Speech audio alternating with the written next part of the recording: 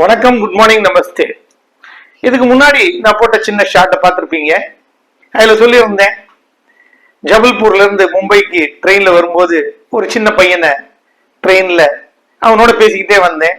இந்த கையில என்ன இருக்குன்னு கேட்டேன். அவனும் பலவிதமான பதில்கள் சொல்லிக்கிட்டே வந்தான். உங்களையும் கேட்டிருந்தேன். ஆனா இதுக்கு உடனே ரெஸ்பாண்ட் பண்ணது ஒரு அரிய நண்பர். அவர் உடனே எனக்கு போன் பண்ணி, என்னப்பா இந்த மாதிரி எல்லாம் கேள்வி கேட்கிற, இந்த கையில என்ன இருக்கு, கைரேகை இருக்கு அப்படின்னாரு. நான் சிரிச்சுக்கிட்டேன், கைரேகைல என்ன இருக்கு அப்படின்னு. எதிர்காலம் இருக்குப்பா அப்படின்னாரு.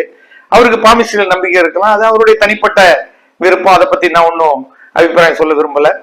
அதே சமயம் அவர் சொன்னது பிடிச்சது, இதுலதான் எதிர்காலம் இருக்குன்னா அது உண்மை. இந்த கையில தான் நம்மளுடைய எதிர்காலம் இருக்கு. அது எப்படிங்கிறீங்களா? அதுக்கு உண்டான முதலீடு என்ன, அதுதான் கையில இருக்கு. எதிர்காலம் இருக்கா இல்லையான்னு எனக்கு தெரியாது, ஆனா அதுக்கு உண்டான முதலீடு இந்த கையில தான் இருக்கு. ரொம்ப ரொம்ப வலுவான, ரொம்ப ரொம்ப முக்கியமான ஒரு முதலீடு இந்த கையில தான் இருக்கு. இன்னொரு முதலீடு இந்த கையில இருக்கு, அது அப்புறம் பேசுவோம். இப்ப இந்த கையிலேயே இருப்போம், வலது கையிலேயே இருப்போம். இந்த முதலீடு என்ன அப்படிங்கறது தான் உங்ககிட்ட கேட்டிருந்தேன்.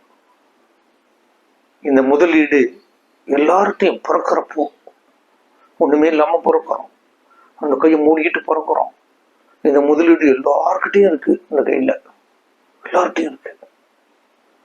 பெரியவங்க, சின்னவங்க, பெரும் பணக்காரர்கள், ஏழைகள், எல்லார்ட்டையும் இது இருக்கு. இந்த முதலீடு இருக்கு. அந்த முதலீட்டை எப்படி நம்ம உபயோகப்படுத்துறோம் அப்படிங்கிறத பொறுத்துதான் நம்மளுடைய எதிர்காலம் இருக்கு. அதனால அவர் சொன்னது சரிதான், இந்த கையில எதிர்காலம் இருக்கு. எதிர்காலம் இருக்கான எதிர்காலம் இல்லை, அதுக்கு உண்டான முதலீடு தானே கொடுப்பாங்க. எதிர்காலத்தையே கொடுத்துட முடியுமா? அந்த முதலீடை கொடுத்து அந்த முதலீடை உபயோகப்படுத்தி நம்ம எப்படி எதிர்காலத்தை உருவாக்குறோம் அப்படிங்கிறது இந்த கையிலயும் இருக்கு. இந்த கைக்கு மறுபடியும் சொன்ன அப்புறம் வருவோம். இந்த கையில அப்படி என்ன இருக்கு? எல்லாருக்கும் பொதுவானது, சமமானது. சமமானது, ஏற்றத்தாழ்வே கிடையாது. இதுல நேரம், ஒரு நாளைக்கு 24 மணி நேரம் எல்லார் கையிலயும் இருக்கு. தமிழ் ஒரு அருமையான மொழி. 2 வார்த்தைகள், நேரம், காலம். உங்களுக்கு மகனுக்கோ மகளுக்கோ 24 மணி நேரம் இருக்கு. உங்கள்கிட்ட 24 மணி நேரம் இருக்கு. அவங்க படிக்கும் போது 1 வருடம், 2 வருடம், 5 வருடங்கள், 10 வருடங்கள்னு காலம் இருக்கு. வாழ்க்கை முழுவதும் ஒரு காலம், பிறந்ததிலிருந்து இறக்கும் வரை ஒரு காலம். அதில் பல நாட்கள், ஒவ்வொரு நாட்களிலும் 24 மணி நேரம்.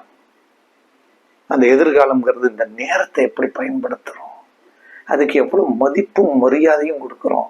அதுக்கு நம்ம அதிக மதிப்பு கொடுக்க கொடுக்க, மரியாதை கொடுக்க கொடுக்க, அதுவும் நமக்கு நிறைய மரியாதை கொடுக்கும், அதிகமா மதிப்பு கொடுக்கும்.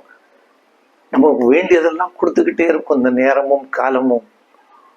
ஆனா ஆரம்பம் சின்ன பிள்ளையா இருக்கும் போதே, 2 வயசு 3 வயசா இருக்கும் போதே, ஒவ்வொரு பிள்ளைக்கும், மகனுக்கும் மகளுக்கும் நாம் சொல்லிக் கொடுத்து வளர்க்க வேண்டியது நேரத்தின் மதிப்பை, காலத்தின் மதிப்பை. நேரமும் காலமும் 2 கண்கள். இந்த கண்களை எப்படி பாதுகாக்கணும், அது மாதிரி இந்த நேரத்தையும் காலத்தையும் பாதுகாக்கணும். எந்த ஒரு பிள்ளைக்கும் பெற்றோர்கள் தான் முதல் ஆசிரியர் அல்லது ஆசிரியை. அதனால நம்ம 2 வயசு 3 வயசுல இதை சொல்லி வளர்க்கும் பொழுது அந்த நேரத்தின் காலத்தின் வலிமையை உணர்ந்து அதுக்கு மதிப்பு கொடுத்து மரியாதை கொடுத்து அவங்க நடந்துக்குவாங்க. இப்ப பல பிரச்சனைகள் பெற்றோர்களுக்கும் பிள்ளைங்களுக்கும் இடையில இருக்கிறது என்ன அப்படின்னா, இந்த நேரம் காலம் பொறுத்தி தான். என்ன பிரச்சனைங்க அப்படின்னு எந்த பேரண்ட் கேட்டாலும் முதல் பதில் இதுவா தான் இருக்கும். நேரத்தோட மதிப்பே அவனுக்கு தெரியறதில்லை, அவனுக்கு தெரியறதில்லை அப்படின்னு. இதுதான் ஆரம்பம். இது எப்ப ஆரம்பிக்கணும்? 2 வயசு 3 வயசு, சின்ன வயசுலயே ஆரம்பிக்கணும். அதை தவறு விட்டு இருந்தா பரவாயில்ல, இப்பவும் கூட வயசானா கூட சொல்லி தரலாம் நேரத்தின் காலத்தின் மதிப்பை, அதற்கு நாம் கொடுக்க வேண்டிய மரியாதையை. அதை சொல்லிக் கொடுத்த பிள்ளைகளை வளர்க்கும் போது ஒவ்வொரு மகனும் மகளும் தனது வாழ்க்கையில் பெரும் வெற்றியையும் மகிழ்ச்சியையும் அடைவார்கள். ஒவ்வொரு பிள்ளையும் வெற்றிகரமாக வளரும் போது குடும்பங்கள் வெற்றி பெறும். குடும்பங்கள் வெற்றி பெறும் பொழுது சமுதாயம் வெற்றி பெறும், நாடும் வெற்றி பெறும். நன்றி, மீண்டும் சந்திப்போம். Bye by.